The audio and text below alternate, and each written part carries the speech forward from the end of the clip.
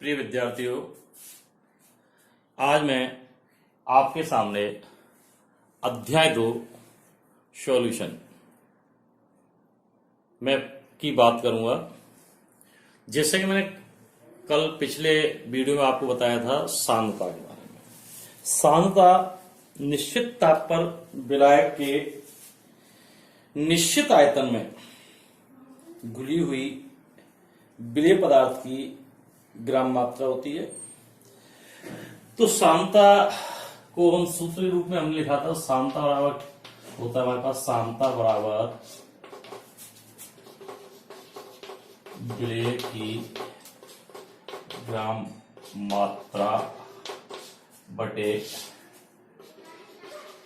विलायक और विलयन का आयतन। तो ये तो सांद्रता है। आज हम बात कर रहे हैं सांद्रता को हम मात्रात्मक रूप से कई रूपों में व्यक्त कर सकते हैं। तो सांद्रता को व्यक्त करने की इकाई की बात हम इस वीडियो में करेंगे और सांद्रता की इकाइयां निम्न प्रकार हैं। सबसे पहले हम बात करते हैं सांद्रता की इकाइयों में। सबसे पहले द्रव्यमान प्रतिशत। द्रव्यमान प्रतिशत सबसे पहली इकाई हमारे पास फर्स्ट द्रव्यमान प्रतिशत। इसको देखो हम परसेंट W/W कहते हैं। इस इकाई का उपयोग रासायनिक उद्योगों में किया जाता है। किसमें कहता है? रासायनिक उद्योगों में। और इसे हम इस प्रकार परिभाषित करते हैं कि 100 ग्राम विलयन में उपस्थित विलेय पदार्थ की ग्राम मात्रा द्रव्यमान प्रतिशत कहलाती है। 100 ग्राम विलयन में घुले हुए विलेय पदार्थ की ग्राम मात्रा को क्या कहते हैं? उसका द्रव्यमान प्रतिशत। तो द्रव्यमान प्रतिशत बराबर जैसे हम सूत्र के रूप में लिखें, विलेय पदार्थ की ग्राम मात्रा बटे विलयन का भार या लिखो द्रव्यमान ऊपर गुणा 100। ऊपर क्या है? गुणा 100। तो बेटा ये इसका सूत्र है। द्रव्यमान प्रतिशत विलेय पदार्थ की ग्राम मात्रा बटे विलयन का भार। विलयन के भार में तो वो हमें जैसे पता चला विलेय और विलायक दोनों को मिलाकर क्या बनता है? विलयन। तो इसमें विलेय और विलायक दोनों का द्रव्यमान हमें लेना पड़ेगा। तो इसे हम क्या कहते हैं? द्रव्यमान प्रतिशत। अब देखो इसके ऊपर एक सवाल जो आपकी किताब में उदाहरण के रूप में दे रखा है। सबसे पहले हम उसी की बात करते हैं कि 11 ग्राम ऑक्जेलिक अम्ल से 500 ml विलयन बनाया गया। इस विलयन का घनत्व 1.1 ग्राम प्रति ml है। तो ऑक्जेलिक अम्ल की विलयन में द्रव्यमान प्रतिशतता ज्ञात कीजिए। यानी तो वो हमें दे रखा है, विलयन का घनत्व दे रखा है। विलयन का घनत्व कितना है? विलयन का घनत्व बराबर कितना दे रखा है? 1.1 ग्राम ml इनवर्स। ऑक्जेलिक अम्ल की ग्राम मात्रा दे रखी है। ऑक्जेलिक अम्ल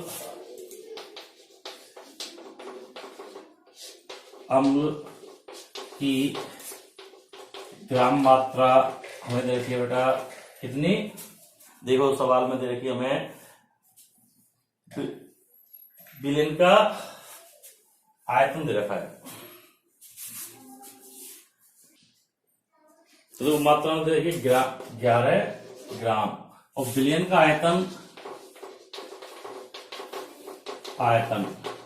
विलयन का आयतन दे रखा है 500 ml। तो हमें क्या निकालना है? ऑक्जेलिक अम्ल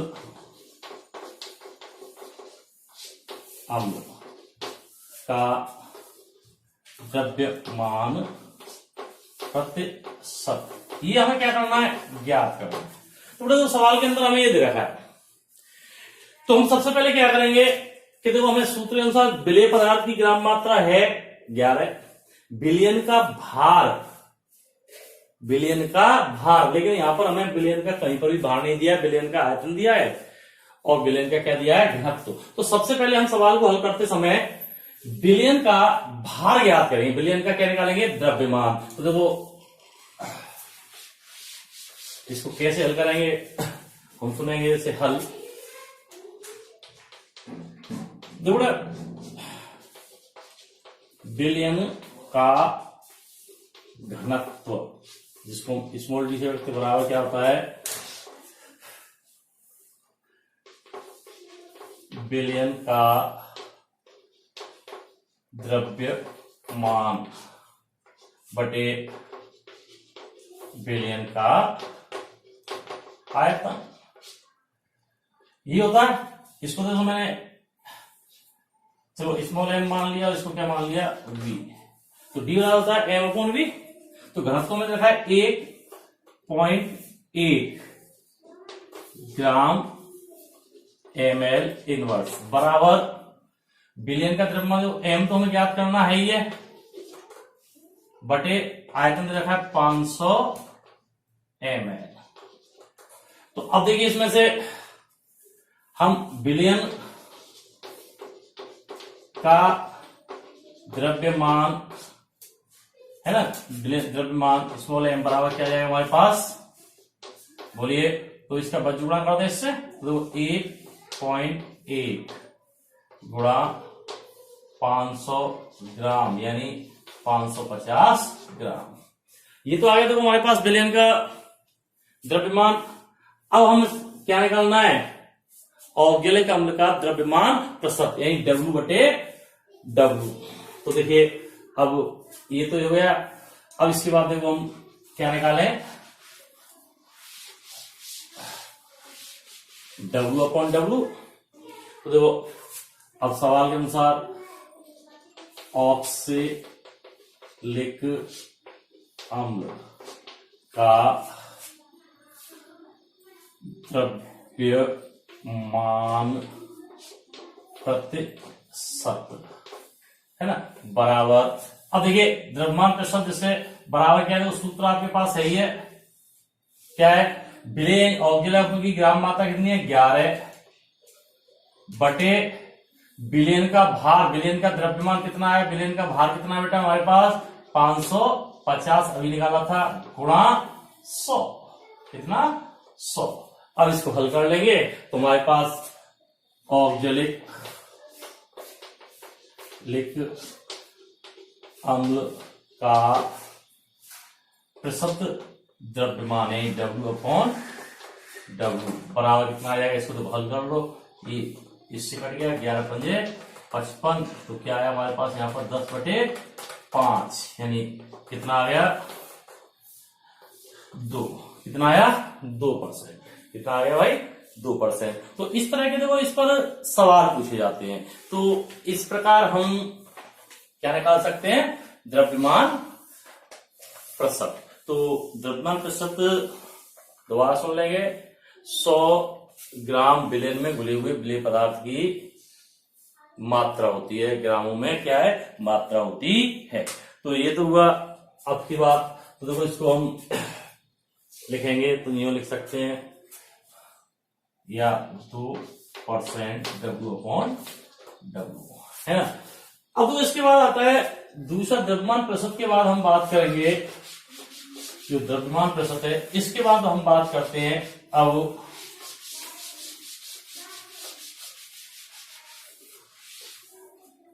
आयतन प्रतिशत। किसकी बेटा, आयतन प्रतिशतता या आयतन प्रतिशत। तो देखो आयतन प्रतिशतता, या इसको देखो हम परसेंट V अपॉन V से व्यक्त करते हैं। आयतन प्रतिशत इसे देखो बेटा उस समय काम में लिया जाता है कि जब विलेय और विलायक दोनों ही क्या हो, द्रव हो, अर्थात द्रवीय विलयनों के लिए सांद्रता को व्यक्त करने के लिए इस इकाई को काम में लिया जाता है। तो आयतन प्रतिशत, जैसे नाम से ही पता पड़ रहा है कि 100 ml बिलियन में घुले हुए विलेय पदार्थ का आयतन, 100 ml बिलियन में घुले हुए विलेय पदार्थ के आयतन को उसका आयतन प्रतिशत कहा जाता है। तो इसका सूत्र लिखेंगे हम, तो हमारे पास सूत्र क्या हो जाएगा कि देखो विलेय का आयतन, विलेय का आयतन किसमें बेटा, ml में, बटे बिलियन का आयतन ml में गुणा 100। तो ये देखो आयतन प्रतिशत सांद्रता को व्यक्त करने का एक मात्रक है, इकाई है। इसे उस स्थिति में ही काम में लेते हैं जब विलेय और विलायक दोनों क्या होते हैं, द्रव होते हैं, अर्थात द्रवीय विलयनों की सांद्रता को इस रूप में व्यक्त किया जाता है। इसके बाद हम बात करते हैं जो तीसरा हमारे पास है, तीसरा जो होता है द्रव्यमान आयतन प्रतिशत। द्रव्यमान आयतन प्रतिशत ये सांद्रता को व्यक्त करने की इकाई है। इसे उस समय काम में लिया जाता है जब किसी औषधि या फार्मेसी में सांद्रता को व्यक्त किया जाता है, अर्थात इस इकाई का उपयोग औषधि एवं फार्मेसी उद्योगों में किया जाता है। तो इसमें देखो, जैसे इसकी हम बात करें तो क्या कह सकते हैं कि 100, तो यहां तो हम लिया 100 ml आयतन लिया था, पहले वाले में 100 ग्राम वो लिया था, तो द्रव्यमान आयतन तो इसमें हम क्या कह सकते हैं, इसमें 100 ml आयतन में घुले हुए विलेय पदार्थ की ग्राम मात्रा को उसका द्रव्यमान आयतन प्रतिशत कहा जाता है। कहीं विलेय किसमें लिया है हमने, ग्राम में, और आयतन किसने लिया है, ml में। तो इसमें हम क्या कर रहे हैं, दोबारा सुन लेंगे कि 100 ml आयतन में घुले हुए विलेय पदार्थ की ग्राम मात्रा उसका द्रव्यमान आयतन प्रतिशत कहलाती है। देखो इसको हम कैसे लिखेंगे, द्रव्यमान आयतन प्रतिशत, द्रव्यमान आयतन प्रतिशत बराबर क्या होगा, विलेय की ग्राम मात्रा बटे बिलियन का आयतन, किसमें बेटा, ml में, और ऊपर गुणा 100। तो ये इसको व्यक्त करने का तरीका है। जैसे इसके बारे में हम बात करें, इसको कैसे लिखें हम, तो इसको तो परसेंट लगा करके W/V से व्यक्त कर देते हैं, किससे, W/V, है ना। तो ये इकाई, और इसमें भी देखो कई बार हम सवाल पूछ लेते हैं, जैसे इसके ऊपर जैसे हमें सवाल दिया जाता है कि हम बात करें कि 2% W/V, 2% W/V NaCl के 500 ml जलीय विलयन बनाने हेतु कितने ग्राम NaCl की आवश्यकता होगी। तो सबसे पहले तो इसमें हमें क्या क्या दे रखा है उसकी बात करेंगे। हमें सबसे पहले क्या क्या दे रखा है, तो देखो इस सवाल को जैसे हम हल करेंगे तो इस सवाल में हमें क्या दे रखा है, क्या नहीं है। तो देखो सबसे पहले हम सवाल हमने पढ़ा तो विलयन का द्रव्यमान आयतन प्रतिशत दे रखा है, हमें क्या दे रखा है, द्रव्यमान आयतन प्रतिशत, यानी देखो 2% W/V दे रखा है। विलयन का आयतन कितना दे रखा है, 500 ml, ठीक है ना। अब आगे क्या पूछा है वो, NaCl की ग्राम मात्रा, NaCl की ग्राम मात्रा बराबर क्या है, ज्ञात करनी है।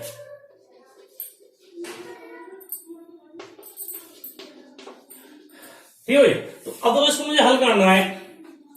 हल तो देखो हमने अभी सूत्र लिखा था कि परसेंट है ना, W/V क्या था कि NaCl की ग्राम मात्रा बटे NaCl विलयन का आयतन गुणा 100, ये तो लिखा था अभी सूत्र में। तो अब देखो इसमें मान रखते चले जाए अपन, तो इसका मान हमें दे रखा है, इसका मान कितना रखा है 2, कितना रखा है 2, तो 2 बराबर NaCl की ग्राम मात्रा हमें ज्ञात करनी है।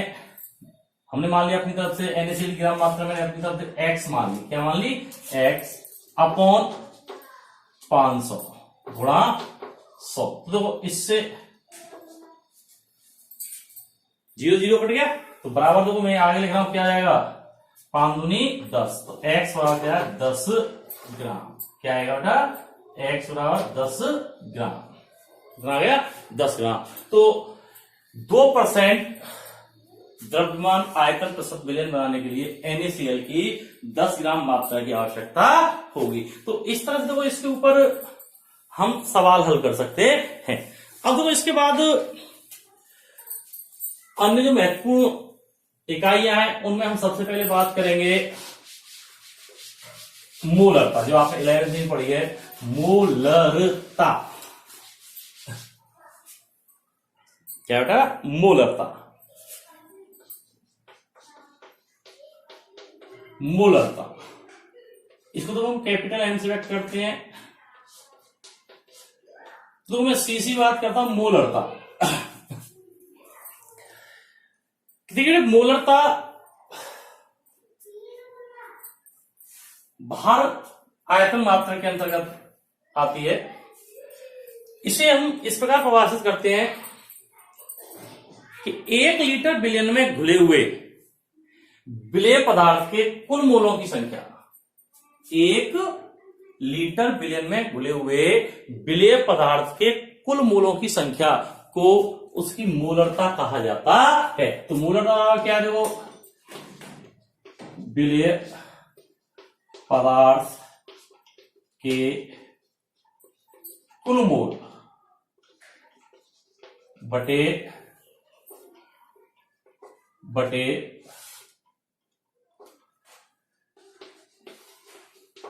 विलयन का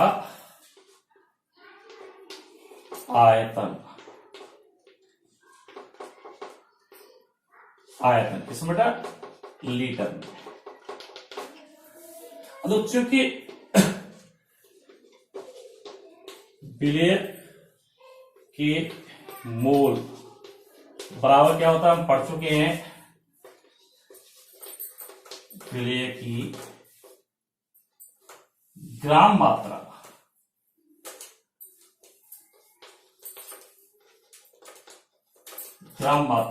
बटे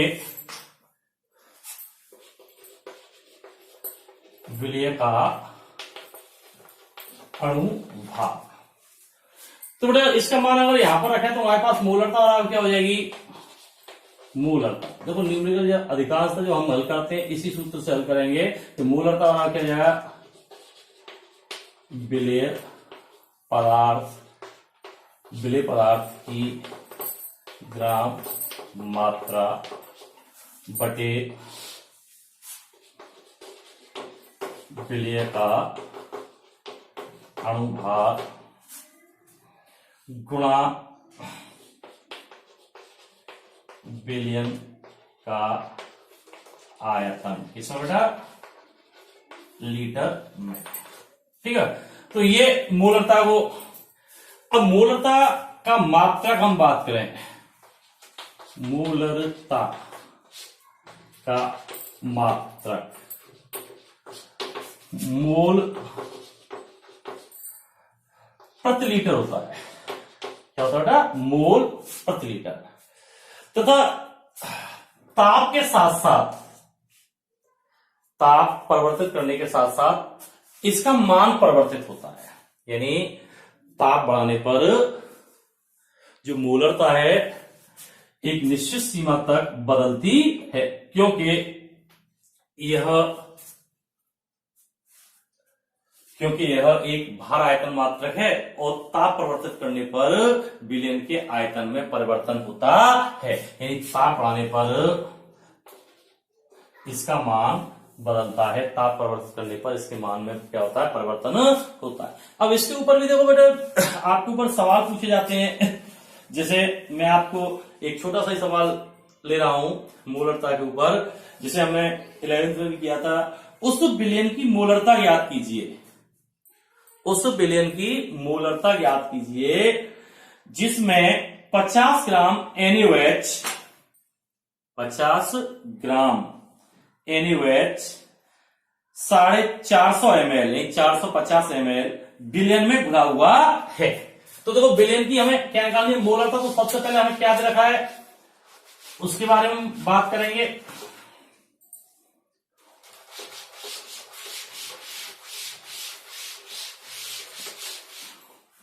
जो हमें एक सवाल में दे रखा है NaOH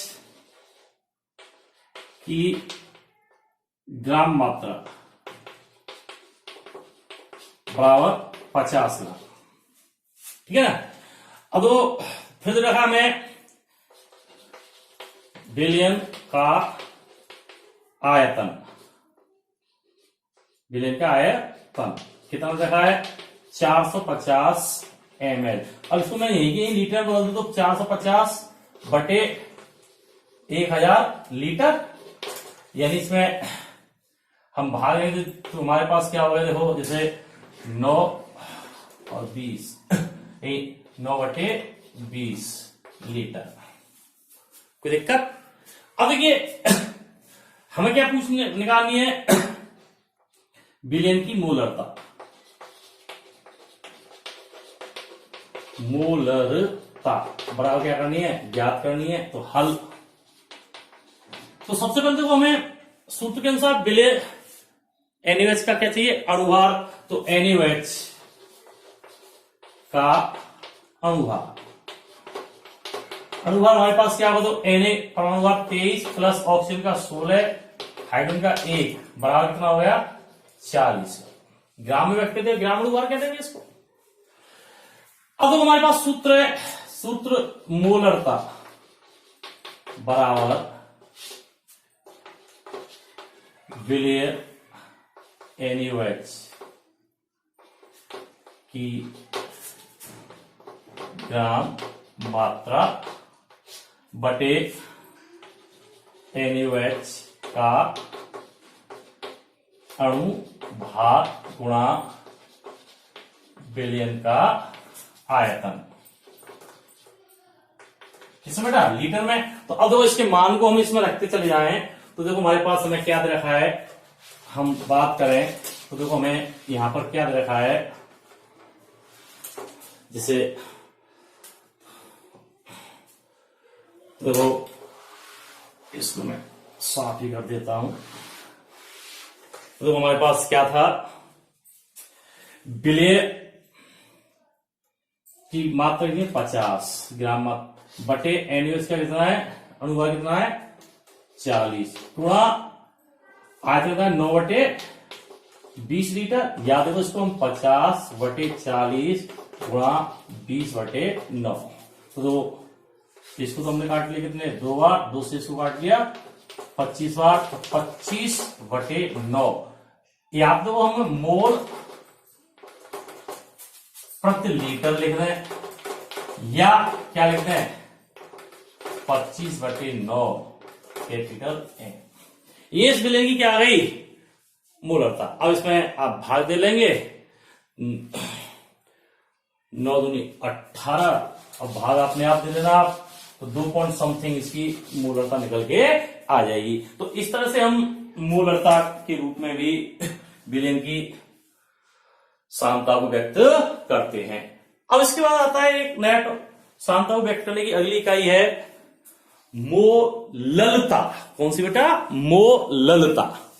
तो मोललता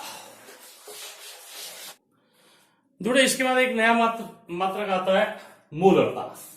क्या आता है? मोललता। कौन सा बेटा? मोललता। ये एक भार मात्रक है। इसमें विलेय और विलायक दोनों की मात्रा को हम भार मात्रक यानी ग्राम, किलोग्राम आदि में लेते हैं। इसे तो हम किस प्रकार परिभाषित करते हैं कि 1 किलोग्राम विलायक में घुले हुए, 1 किलोग्राम विलायक में घुले हुए विलेय पदार्थ के कुल मोल विलयन की मोललता कहलाते हैं। क्या कहलाते हैं बेटा? मोललता। इसे स्मॉल एन से व्यक्त करते हैं तो इसके सूत्र के रूप में हम लिखें विलेय पदार्थ के कुल मोल बटे विलायक का भार, किसमें? किलोग्राम में। इसमें किलोग्राम में। और जो मैंने अभी जैसे बताया था विलेय के कुल मोल बराबर विलेय की ग्राम मात्रा। विलेय की क्या बेटा? ग्राम मात्रा बटे विलेय का अणुभार। विलेय की ग्राम मात्रा बटे विलेय का अणुभार। तो देखो मोललता बराबर क्या हो जाएगी? मोललता बराबर विलेय पदार्थ की ग्राम मात्रा बटे विलेय का अणुभार गुणा विलायक का भार किलो में। किस बेटा? किलो में। अब तो इसका मात्रक मोललता की इकाई यानी मात्रा क्या होता है बेटा? मोल प्रति किलोग्राम। मोल क्या है? प्रति किलोग्राम। तथा इसका ताप परिवर्तन का कोई प्रभाव नहीं पड़ता, क्योंकि ताप परिवर्तित करने पर द्रव्यमान अप्रभावित रहता है, द्रव्यमान परिवर्तित नहीं होता है। तो देखो बेटा, इसमें मूल बात ये ध्यान रखनी है कि मोलरता का मात्रक मोल प्रति लीटर है और मोललता का मात्रक मोल प्रति किलोग्राम है। मोलरता ताप परिवर्तित करने पर बदल जाती है क्योंकि आयतन में परिवर्तन होता है, जबकि मोललता ताप परिवर्तित करने पर अपरिवर्तित रहती है, क्योंकि ताप परिवर्तित करने पर द्रव्यमान नहीं बदलता है। तो ये मोललता हुई। तो इसके ऊपर भी देखो सवाल आपसे पूछे जाते हैं, और उसी तरह इसमें जैसे हम बात करते हैं, जैसे मैं एक आपके सामने सवाल बोल रहा हूं, इसको हम हल करेंगे कि 2.5 ग्राम एथेनोइक अम्ल, जिसको अपन एसिटिक अम्ल भी कहते हैं, के 75 ग्राम बेंजीन में विलयन की मोलरता की गणना कीजिए। दोबारा सुन लेंगे, 2.5 ग्राम एथेनोइक अम्ल के 75 ग्राम बेंजीन में विलयन की मोलरता की गणना कीजिए। तो देखो ये सवाल है, तो इसमें देखो सबसे पहले हमें क्या दे रखा है इसके बारे में हम बात करेंगे। सबसे पहले देखो हमें इस सवाल में क्या क्या दे रखा है।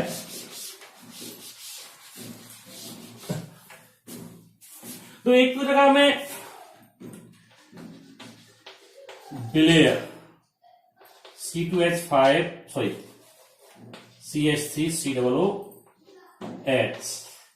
की ग्राम मात्रा 2.5 ग्राम। फिर जगह है विलायक बेंजीन की ग्राम मात्रा, इसका मान रखा हमें 75 ग्राम। बिलियन की मोललता, मोललता ये क्या करनी है हमें ज्ञात करनी, तो हल। तो सबसे पहले हम क्या करें, बिलियन CH3COOH का अणुभार इसको निकालें। तो देखिए CH3COOH का अनुपात जैसे हम देखें, कार्बन कितने गणे हुए, एक रहा और एक रहा, 2 गए, तो 2 गुणा 12 परमाणु भार होता है। ऑक्सीजन कितने, 2 गुणा 16, और हाइड्रोजन कितने हुए, 3 और 1 4, 1 गुणा 4 बराबर जोड़ लो। देखो 24 और 32, 24 और 32 कितने हो गए, 24 और 32 कितने हो गए, 24 और 32 56, 56 और 4 60 ग्राम अनुभार कितना आ गया इसका, 60। कोई दिक्कत, एक मोल का अनुभार कितना आ गया, 60 ग्राम आ गया, है ना। तो अब देखिए यहां पर हम बात करें तो देखो मोललता बराबर, तो मोललता बराबर देखो भाई सूत्र हमारे पास पता है ही है, पदार्थ की ग्राम मात्रा बटे पदार्थ का अनुभार गुणा विलायक का भार, किसमें, किलो में। तो इसको मैं किलो में बदल दूं तो 75 ग्राम है, क्या है बेटा, 75 ग्राम। तो 75 ग्राम को किलो में बदलना है तो आप सभी जानते हैं क्या करेंगे, 1000 का भाग दे देंगे, तो 75 बटे 1000 बराबर, तो 25 75, 25 चौका 100, 30 बटे 40 किलो आ गया, है ना। तो अब देखो इसका मान यहां पर रखते हैं हम, तो 2.5 बटे 60 गुणा, अब देखो कितना, 3 बटे 40, या इसको बराबर हम क्या करते हैं, 2.5 बटे 60 गुणा 3, ऊपर क्या होगा 40, तो पॉइंट हटाने के लिए तो बेटा इसको 0 बढ़ा दोगे। अब इसको काट लीजिए आप, जो 55 25 5 का 30, इसकी 0 से 0 काट दो, तो देखो इसको क्या आ गया, 5 20 बटे 36, या तो देखो मोल प्रति किलोग्राम लिखें, या क्या लिखते हम, स्मॉल m। अब इसमें आप भाग दे लीजिए, आपका आंसर आ जाएगा। दे लो भाग। तो इस तरह से देखो हम मोललता की बात करते हैं। अब ये सांद्रता को व्यक्त करने का एक मात्रक और रह जाता है, वो होता है मोल भिन्न। क्या होता है, मोल भिन्न, मोल भिन्न कह लीजिए, मोल प्रभाज कह लिए, है ना, मोल प्रभाज, मोल भिन्न, मोल अंश, एक ही बात है। तो अब हम बात करते हैं किसकी, मोल भिन्न की।